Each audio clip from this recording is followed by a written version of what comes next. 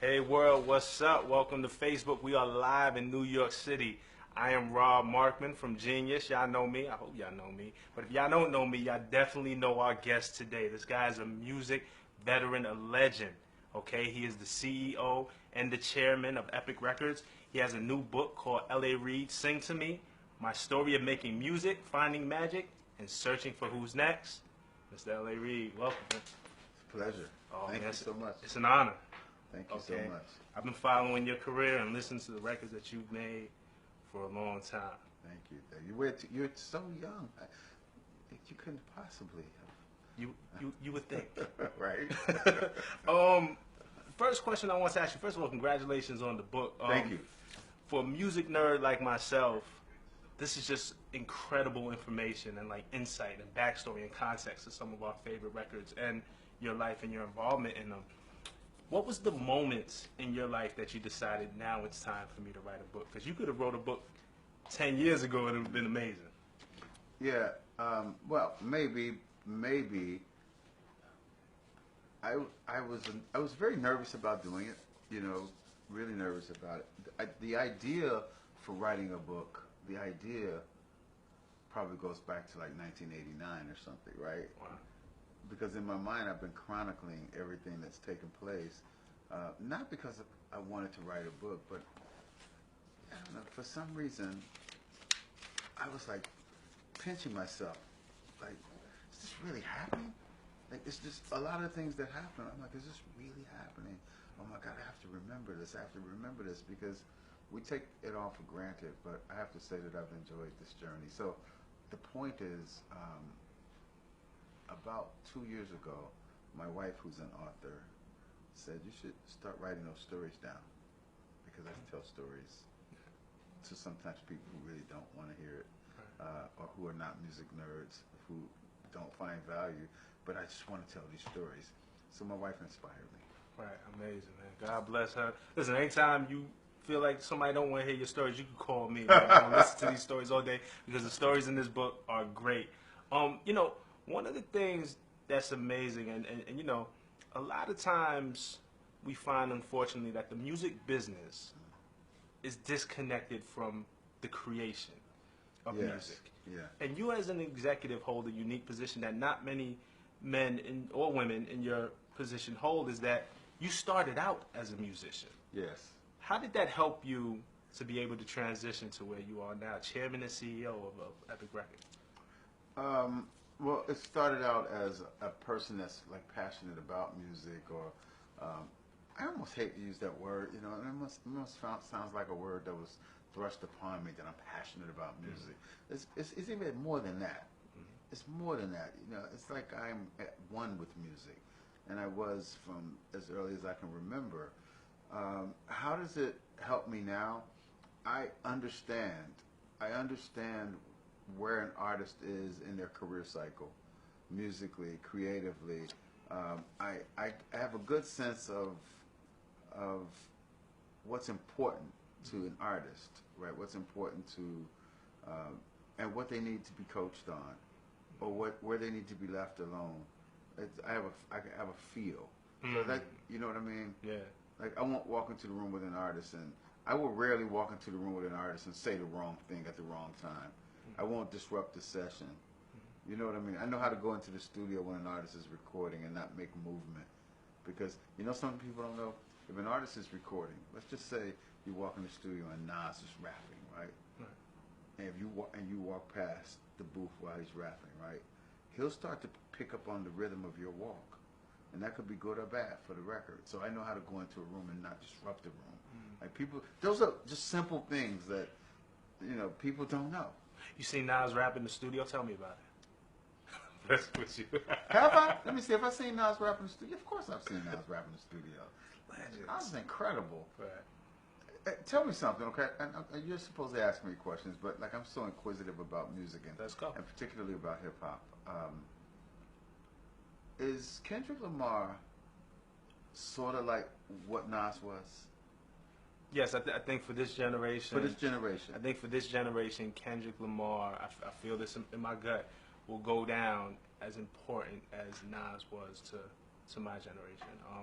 I think just the way he tells stories, the way Yeah. he paints pictures of Black America and the plight, Right. but still makes it seem poetic. There was a poetic nature to Nas. Right. Still is a poetic nature to Nas, and I think Kendrick exhibits a lot of those same qualities. So Kendrick, this is so stupid of me, but just ride with me for a second, right? Get me in trouble, LA, man. No, Don't get me I'm in not trouble. gonna get you in trouble. You help. I'm trying to learn. Like Okay. you know what? I'm not here because of I'm the know-it-all. I'm here Right. because I'm the sponge. That's the truth, Mm-hmm. right? So if Kendrick is in some ways, in some ways, the Nas equivalent for another generation, who would be the Jay-Z equivalent? I mean, I think right now Or is there one? there may not be one. The closest right now may be Drake. Okay. Because he's just as prolific, just as great as an artist, just as great as lyricist as Kendrick, but they function in different ways. Drake knows how to sell it, and Jay was great at blending his art with the commerce. Right. Right. And I think Drake, if you watch the Hotline Bling video, he made that so it can be gifts. There's a presence of mind there where I'm going to make something that's artistically beautiful, but still there's going to be this shareability to it. And I think that's a lot of what Jay possesses as well. So it's interactive, isn't it? Yeah. I mean, in a crazy way. Have to be. Yeah, that's incredible. Well, I want to get back to you because Okay. as much interactive, as much as it changes, right? And the way we're getting music is different. Like, where can you get CDs now with streaming? The one thing that doesn't change from reading this book that it feels like is this it factor, this feeling Right. that you get. That's right. You open the book with a great story, recalling the first time that Usher Right. auditioned from you. And you talk about that you can usually tell if you're going to sign someone in the first few moments. Right. Break down, how do you know this? How can you make that determination in just a few quick seconds? Okay. I have a lot of different ways that I can break it down.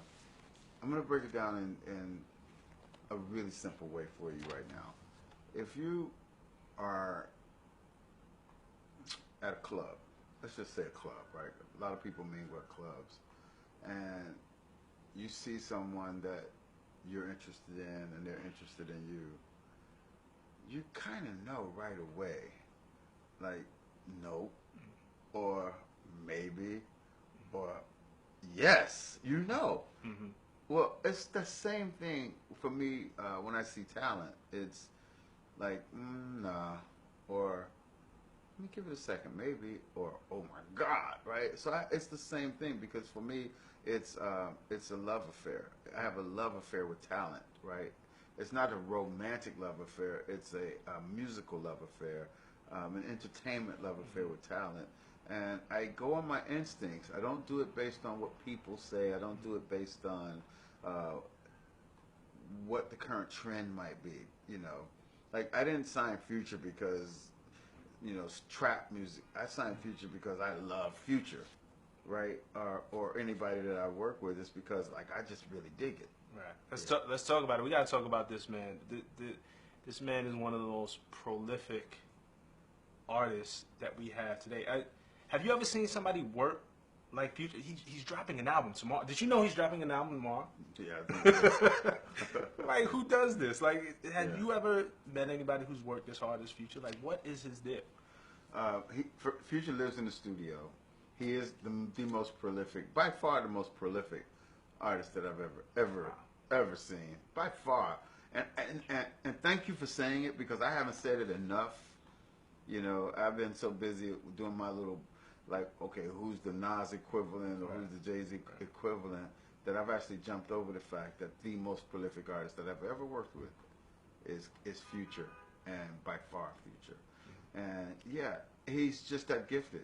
He has to stay in the studio because he thinks of things all the time. He has to be near recording devices. He has to be near recording equipment. He has to be because it just doesn't stop. The gift does not stop giving. It's incredible. Can you talk to me? And Future, of course, comes out of the Dungeon family, connected to Outkast. Right. You see the degrees of separation. It's not that much. You guys might have been destined to work together. Yeah, from it's the kind very of how I beginning. see it. I see it that way. I see it that way, fairly or unfairly. I see most of Atlanta that way. Fairly or unfairly, right? I feel like the talent in Atlanta is also the gift that keeps on giving. There's something really, really special about the artists from Atlanta, and it's maybe the most arrogant thing I may ever say in my life, but I feel I feel like I have rights to meet them and have a right to I have a right to have a shot.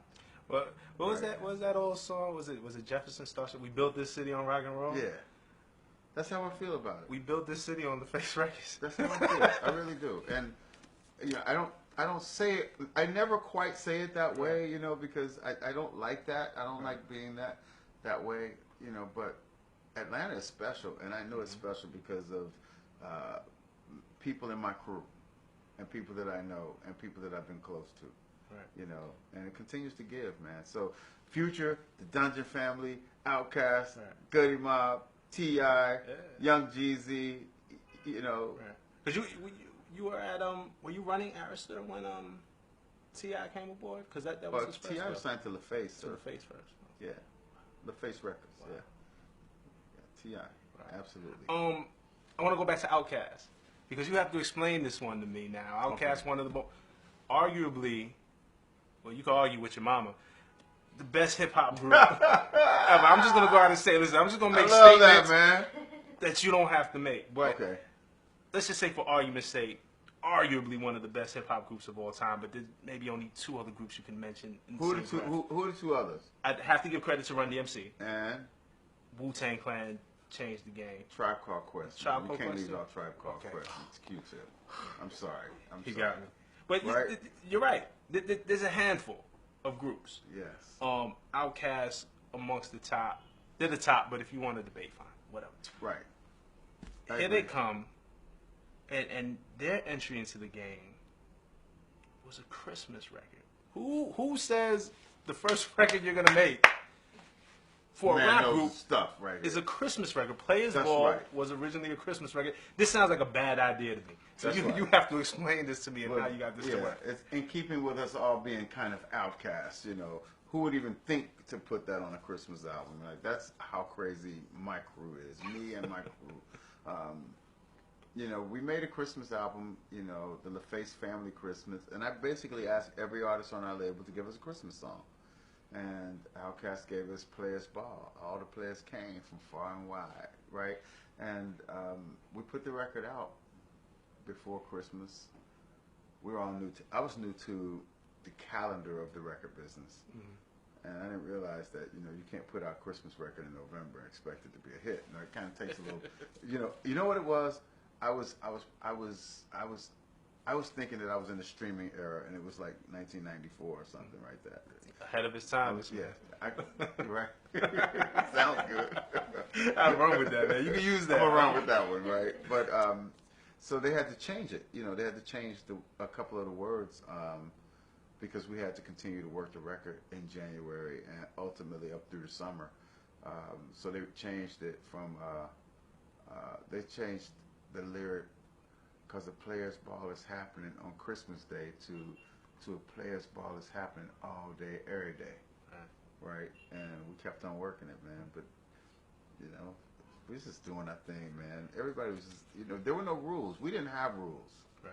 That's my one criticism of hip hop. Too many damn rules. Too many rules. Too many rules. You could drop 10 albums in a year, Future. You could do it. You can do whatever you want to do. Like, that's how I see it. Andre, you can dress like this, or you can put on the white wig. Future can drop 10 albums in a year. What's these rules? What rules, right? It's about freedom. That's what it's about. It's about expression. It's about going against the system, Let's talk about something else in your legacy. I remember me as a young journalist writing for XXL. If it wasn't the first, it was one of the very first interviews that I did with Rick Ross. I don't think he had too many interviews before we did one for XXL. For the second album? Before Port of Miami came out, right after he signed his deal with you and Def Jam. And I remember he was telling me, we were in his hotel room at the Dream Hotel, and he was telling me he can't believe he signed to Def Jam. He grew up idolizing Def Jam. He met L.A. Reid, but always spoke like a boss. Always this confidence. That's right. Never. He said, "I'm going to be the biggest in the game." He told me this, and he made it happen. He sure did. He's accomplished so much, and you guys have a great history. You even appeared on his Maybach Music Forum. Yeah. Hey, this is L.A. You know who Reid. got me into that, right? Nah, you got it. My friend, DJ Khaled. No, you gotta do this. You gotta. I love me some Khaled. Did he give you the major key? He says a major key. I didn't have. Come on, man. I'm a record executive. I don't. What am I doing? A drop? I don't even know what to say. I don't even know what to say. Smooth. He said, "This is L.A. Reid." And you know, I've never listened to it because Right. I'm so ashamed of it. I've listened to it 100 times, so No, I got you. I've listened to it for you and me both. Anyway, Rick Ross. Now you guys are back together. He signed just recently to Epic Records. Yes. What can you guys do? A guy like Ross, who is several albums in, Right. starting his own record label, Maybach Music. What can you do? Why is it a risk to get back to him from the perspective of now you have to top what you guys have already done together? No, we don't. No? Who said that? I said that. No, we just Yeah, gotta. like that? No, we just gotta do what we feel like doing right now. Because we did that already. Rick Ross did that. That's not how we. That's not how we think about it. We're not putting that pressure on ourselves. That all right now. This is a second chapter of our career together. We're gonna top the first one. No, man. This is about Rick Ross is great. Rick Ross is a boss. I love him. I'm proud that he's on Epic Records. And this is the next chapter. Right? And if you want to measure the two against each other, that's for you. Us, we're just gonna make the best records we can So make you just right now. You're just saying I'm the journalist trying to find a story. I'm trying to find a good hook over here. You run with that. He just crushed it all down. That's not what we're doing. You see how smooth he just crushed me though? That was smooth. No, I wasn't crushing. You let me down I'm trying to easy. take the pressure up off of my artist, man. I want my man to just, I want him to feel the freedom of making the greatest music he can make for right now. Right, I hear you. Listen, two more questions that I have for you. One, also in the book, you mentioned the first time that you saw Rihanna audition. Jay brought her into the office. Yeah, man. And she sung a Beyonce song. And I was curious as to what song it was. Which Beyonce song did she sing? I don't remember. I tried to remember. I really did. I tried to remember, and I was too lazy to call Tata and ask him, or call Jay Brown and ask. I don't remember which song it was. I just remember. I remember where she was standing. I remember where she was positioned in the room.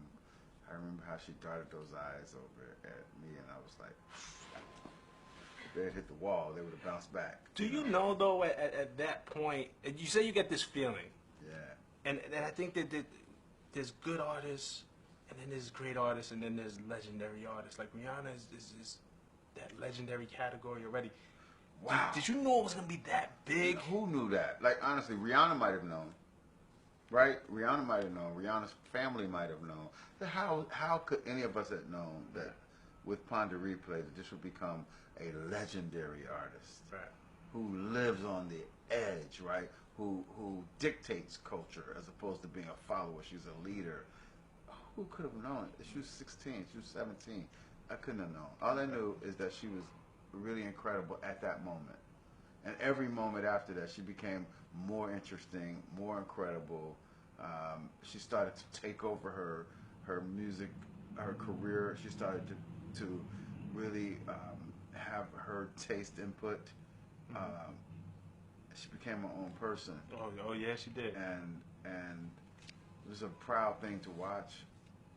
The only thing I could have predicted about back then, and I guess we all did, is that she would be a star. That we predicted.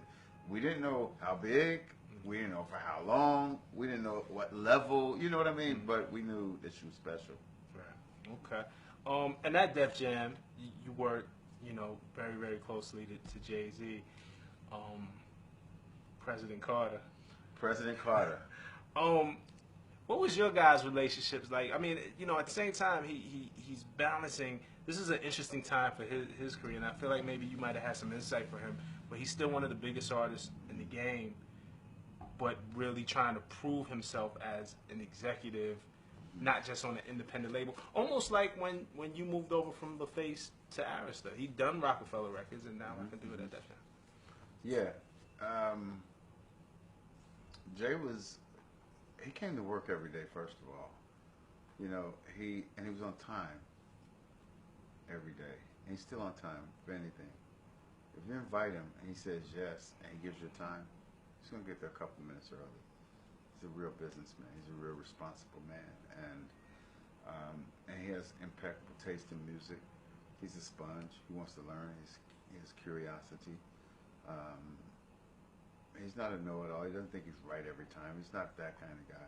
But everything is pretty deliberate, you know. So he minimizes error by really thinking things through, right? So when he came to Def Jam as the president, he put in the time from the very beginning. He put in the time so that he could figure out, okay, what's in the bag of tricks that makes this work? How do you crack the code of this thing? He figured it out, right? And it's impressive. But we had a great time. Okay, that's great.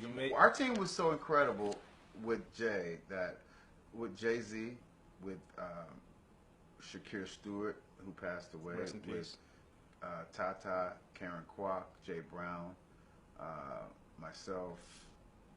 Our team, that was our A&R team, and our support staff was just as incredible. Like our marketing team and our publicity team and our promotion staff. Our team was so good that I feared that it wasn't sustainable. It was that good. It was like, wait a minute, this is close to all-star time, right? How do you keep this going? Right. You talk about that too, that the kind of doubt that like this is great. Like you're always constantly thinking like, how long? I think you said in the book, is the best behind? Have I done my best, or have I reached my peak?